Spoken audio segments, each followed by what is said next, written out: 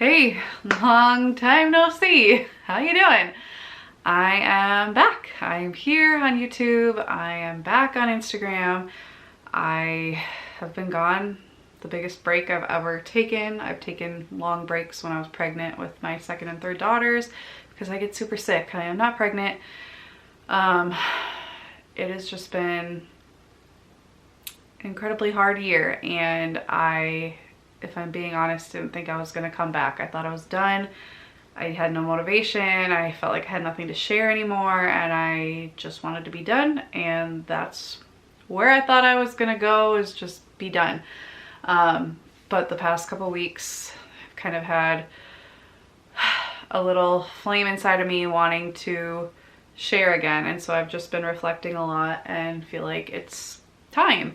And so I just thought I would take a second to, or quite a few minutes probably, by the end of this video it will probably be long, and just kind of share where I've been, what this year's been like, for anybody who cares. If you don't care, that's okay.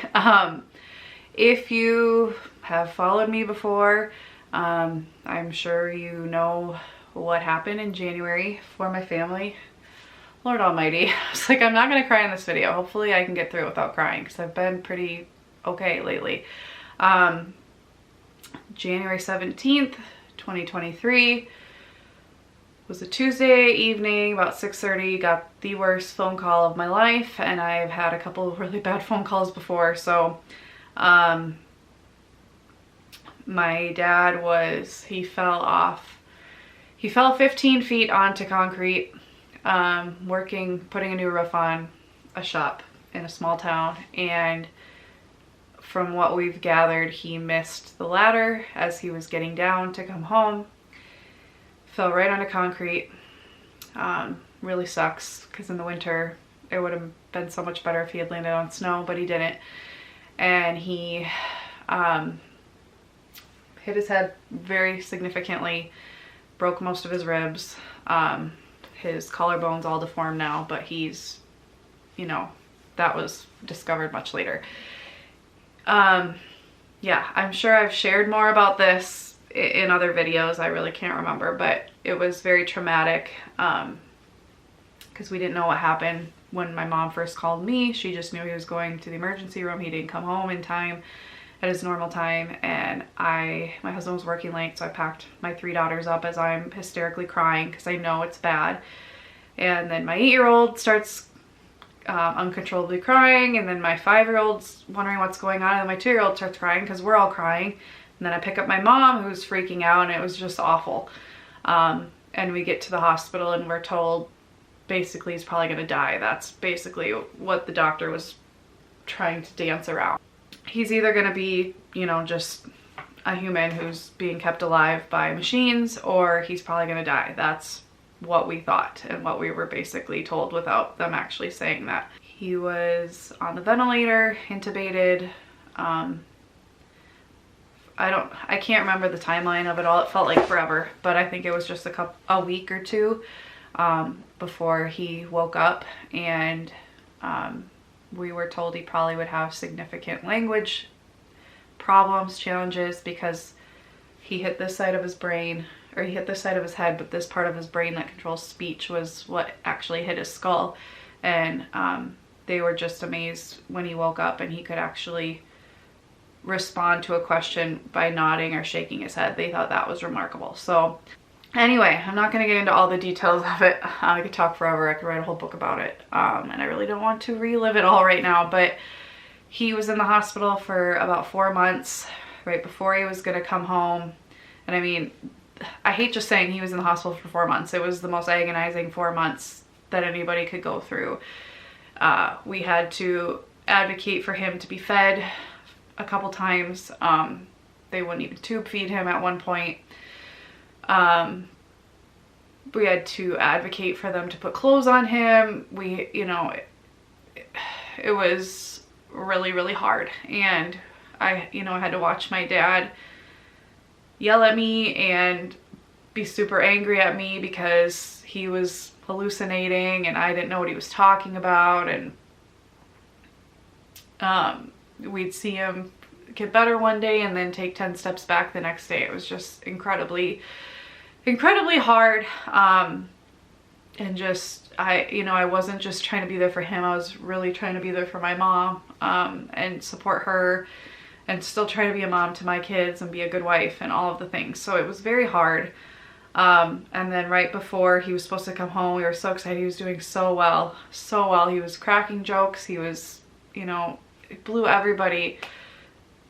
He just exceeded everybody's expectations. And then he got sepsis, and from a abscess that they hadn't seen, and he went downhill really fast, and it took 3 days of advocating, saying there's something wrong, because his mood went so downhill before they and they still wouldn't look at it until his oxygen level started to go way down, and his blood pressure and everything started to go downhill really fast. And then they started to look into maybe something's wrong, and they found that he had an abscess. So then he had to leave rehab, which we fought so hard to get him into.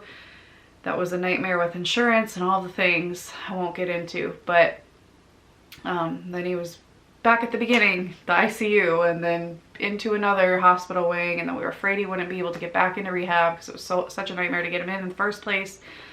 And that was the worst part of the whole thing, because when you tell somebody with a brain injury they're going home, and then they're back at the beginning of the whole process, they think everybody's lying to them. And then when you have sepsis, it really messes with your mind, and it was awful. I'll just say that. He ended up getting back into rehab, thankfully. He's never gotten back to that mood he had before, but we're hoping eventually he will. But he's been home for 2 months. Went back to the hospital for a few days when he got sick, because he went way backwards. But overall, he's been progressing so much, and just being home, I think, is so wonderful, because in the hospital you have occupational therapy as one of your rehab therapies, but at home, like, everything you do is occupational therapy. Everything he's doing so much more on his own now, becoming more independent. And just, I think he's so much more comfortable at home. He doesn't have somebody following him everywhere, because he had to have a PCA 24/7 in the hospital. And of course he has my mom, or whoever's there with him 24/7, but it doesn't feel like he has like somebody constantly staring at him all day, and that's their whole job. So he's been really doing well.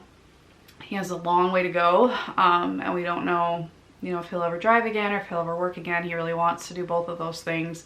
I don't know how much, he'll be able to do with tools, and it gives me crazy anxiety to see him holding a tool, because I'm just so afraid he's gonna hurt himself. But he's doing so much better, and so I finally feel like I'm at a place where, for now, I know it's not promised. I know it's not, brain injuries aren't like, recovery is not always like this. It's more like up, down, up, down, up, down. And I've known people who get up here and then go way down and never come back up. So I'm trying to stay hopeful, but also when we're in a good place, I'm going to just try to be happy with it and not fear the worst, but also know that the worst could happen. I hope that makes sense. I'm trying to be realistic while still being optimistic, I guess. So during that time, I tried to stay on top of YouTube and social media, but honestly, I just felt like all I could talk about was my dad, because that was my whole life, and I really didn't want to share every detail. I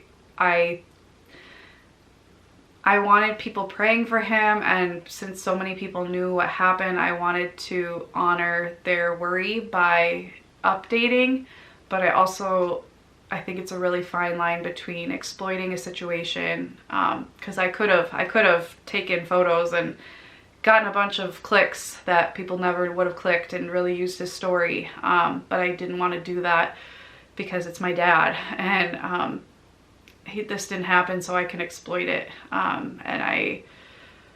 so I really was wrestling with that, because I wanted to use it as a way to show other moms how to walk through really hard situations and still be a good mom and give yourself grace and stuff like that. But honestly, I was struggling with that hardcore. I had some of the worst times as a mom, things I look back and feel bad about, but I'm not going to regret things that happened during the worst part of my life. And hopefully my kids will look back and give me grace for the times I had a short temper or just couldn't be the mom I usually am for them. So yeah, so I really couldn't pour into others because I was barely hanging on myself. I truly feel like a different person in a lot of ways. I feel more like myself right now, like how I was before, in terms of like being motivated and having energy and stuff like that, more than I have this entire time. But I don't think a person can go through what, you know, my family's gone through the last 6 months without changing in some way. And, you know, some people during these times will spiral into depression, which I would never judge. You know, you can't predict how you're going to react to these situations or how your body's going to react. And honestly, I say the first couple weeks I probably was pretty depressed, not like clinically, but just I felt like a dark cloud was following me everywhere. I was so sad all the time. I didn't want to wake up for a couple weeks when it first happened, but I don't know, God really just helped me through this so much. I really can't owe it to anybody except for him, because I don't know, I've just thankfully been able to maintain hope and faith through this whole thing. And so you can either go way downhill during something like this or uphill, and I feel like I'm very thankful that I think I've changed for the better. And I just am at a place now where you know, the first couple weeks, unfortunately, you know, I spent a lot of time thinking about what would I say at my dad's funeral, because that was a real possibility. And so I've seen so many people come out of the woodwork in a good way for my dad and in our family and family friends and things like that, who I know would be devastated if he did pass away. And I would have so many amazing things to say at his funeral, and will one day, obviously. And I just, it prompted me to look at my life and think about, you know, one day I'm gonna die, and what do I want people to say about me when that happens? And so it's kind of forced me to look at my life and think about, you know, if I were to go tomorrow, what would people say at my funeral? Would people miss me? Would my impact be positive? And so I just feel like obviously I can make a great impact just by being a good mom and pouring my heart and soul into my family. I don't think anybody has to go beyond that. I think that's a huge impact. However, I just have felt the last couple weeks like I want to do more. I want to help other moms out there. I feel like I can do that again. I really enjoy it. I miss it. And so that's why I'm back. But I have changed, so I don't know for sure that my content will be the same as it was before. I have a new outlook on life, and I just feel even more purpose than I felt before. And so I want to help motivate and inspire again, but maybe in a new way. So hopefully you'll enjoy what I have coming out soon, but maybe you won't, and that's okay. Like, we all learn and grow, and our preferences may be different, and that's okay. So I plan to share about homeschooling, which we are continuing to do, time management, being an intentional mom, and how you can do that without, you know, going crazy or not spending a ton of money or having to burn yourself out to do that. And also something that's new that I'm going to be sharing about is bullet journaling. I'm not promising I'll do it forever. I give myself permission to change at any time. I did bullet journal in like 2016, but it became too much for me then. But I've found a system that's less work. And it's honestly like allowed me to heal a lot because I just really wanted a place to pour my heart out about my dad, to document when everything happened so I could remember the timeline, because it all gets jumbled in your head. And to just, as weird as it is, like, you know, I would think most people would want to forget all this, but I want to forget about it in a lot of ways. Like, I don't want to be reminded of all these images every single day, but getting it out onto paper helps me to do that. It's just like planning. When it's on paper, I don't have to be worrying about it all the time. And so this was just very therapeutic for me to keep track of my kids' milestones and memories, and just a really fun creative outlet for me, and still combine my love of planning and tracking things and goals and stuff like that. So I'm going to be sharing more about that too, because I think it can be a really great way to kind of have therapy at home and just with yourself, and have like a creative hobby to do, but also like it still helps me to stay productive, and I don't feel like I'm missing out on other areas of my life, because sometimes hobbies can pull you away from the things that you love to do. So this kind of combines everything into one. So I'm going to be sharing how I do that as well. So thank you if you've watched to the end. Thank you for the support. Thank you for the prayers. They truly have mattered. I believe 100% that they've made a huge impact. Thank you for everybody who donated to our family. I can't tell you the financial burden that this has put on my parents, so I appreciate that so much.